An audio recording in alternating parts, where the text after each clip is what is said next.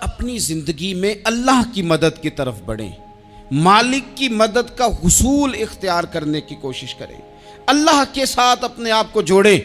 اگر اللہ کی مدد نصیب ہو، یہ جو ہم جتنا ڈرتے رہتے ہیں، سہمے رہتے ہیں، پریشان رہتے ہیں کوئی کیا کر دے گا، ہمارے ہاں نا ہر شعبے میں معاذ اللہ ایک مافیا ہے، الا ماشاء اللہ۔ وہ مافیا کہتا ہے میرے ساتھ ملو گے تو میں چلنے دوں گا، ورنہ میں نہیں چلنے دوں گا، مارکیٹ میں آ ہی نہیں سکتا فلانا بندہ، کیونکہ یہاں ہمارا قبضہ ہے۔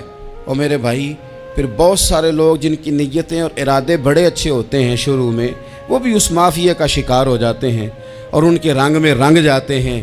یاد رکھنا، کسی شخص کی بلیک میلنگ کا کبھی شکار نہ ہونا، کبھی کسی کی میٹھی اور مسجع مکفہ باتوں کا شکار نہ ہونا۔ کوئی کیا کر سکتا ہے اگر اللہ مددگار ہو تو؟ جس کو رب کریم اٹھانا چاہے اسے کوئی گرا سکتا ہے؟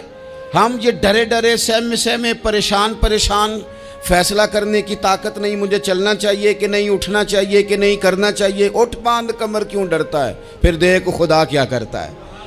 حضرت عبداللہ ابن عباس فرماتے ہیں میرے نبی پاک علیہ السلام نے میری تربیت فرمائی، حضور نے میری تربیت فرمائی، اور محبوب پاک علیہ السلام نے فرمایا عبداللہ یاد رکھنا، یہ نوجوان دوست میری بات لکھ لیں، پریشان لوگ میری بات لکھ لیں، جن کے پاس قوت فیصلہ نہیں وہ اس بات کو لکھ لیں۔ حضرت عبداللہ ابن عباس فرماتے ہیں میرے نبی پاک علیہ السلام نے مجھ سے فرمایا تھا عبداللہ سن، اگر ساری دنیا مل کے تیرا کوئی نفع کرنا چاہے کر نہیں سکتی جب تک میرے رب کی رضا نہ ہو، اور فرمایا ساری دنیا مل کے تیرا کچھ بگاڑنا چاہے تو عبداللہ بگاڑ نہیں سکتی جب تک رب کریم کی حکمت کا تقاضا نہ ہو۔ لوگوں سے ڈرنا، لوگوں کی طرف دیکھنا، ماحول دیکھ کے اپنے راہ کا تعین کرنا، ہر بندے کے خیالات کے مطابق ڈھلنے کی کوشش کرنا، فلانا نہ ناراض ہو جائے، فلانا نہ ناراض ہو جائے، وہ جس نے ہونا ہو جائے، بس رب رسول ناراض نہ ہو۔ اپنی زندگی میں اپنے مالک کو مولا جان کے، بل اللہ مولاکم، اللہ تمہارا مولا ہے، وَهُوَ خَيْرُ النَّاصِرِينَ، وہ بہترین مددگار ہے۔ توجہ جب بھی کریں رب کی جانب کریں، اپنے دل کا قبلہ درست رکھیں، سوچوں کے زاویے سیدھے رکھیں۔ میرے بھائی مالک جب بندوبست کر دے نا، جب مالک بندوبست کر دے پھر ایسا بندوبست کرتا ہے کہ لوگوں کے پاس نا چارہ نہیں رہتا۔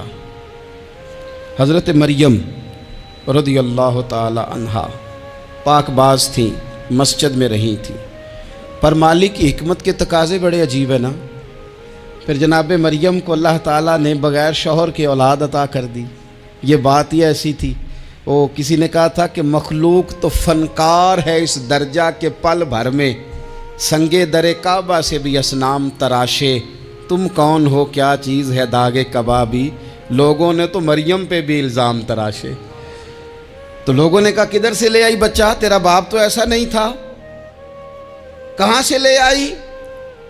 اللہ کرے میں آپ کو سمجھا سکوں، ذرا اپنے آپ کو وہاں کھڑا کریں کہ ایک پاک باز عورت، پاک باپ کی بیٹی، طیب ماں کی بیٹی، اور اللہ کے گھر میں پرورش پانے والی خاتون، ایک وہ وقت اور ایک یہ وقت کہ اس عورت کو کٹہرے میں کھڑا کر کے پوچھا جا رہا ہے کہ معاذ اللہ تیری گود میں بچہ جائز نہیں ہے، کہاں سے لائی ہے؟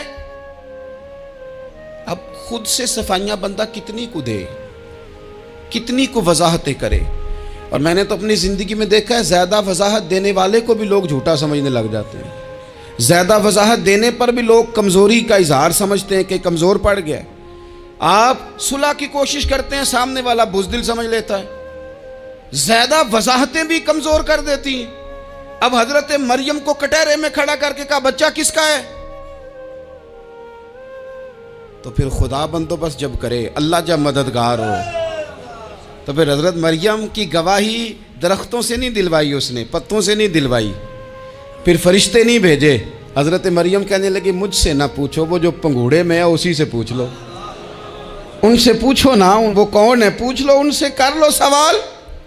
انہوں نے کہا پنگوڑے میں چند دنوں کا بچہ، یہ جواب دے گا؟ مددگار تھا رب، ان کی برات کا اعلان کرنا تھا مالک نے، اور جب مالک اعلان کر دے، جب مالک تیری صفائی دینا چاہے، جب مالک تجھے دنیا کے سامنے نکھارنا چاہے، تو پنگوڑے میں لیٹے حضرت عیسیٰ بول کے کہنے لگے انی عبداللہ آتانی الکتاب، فرمایا میں اللہ کا بندہ ہوں، رب نے مجھے کتاب عطا کر کے نبی بنا کے دنیا میں بھیجا ہے، میں اللہ کا بندہ ہوں، کتاب لے کے آیا ہوں، نبی بن کے آیا ہوں۔ پھر پنگوڑے سے اعلان ہو گیا، پھر بچہ بول پڑا۔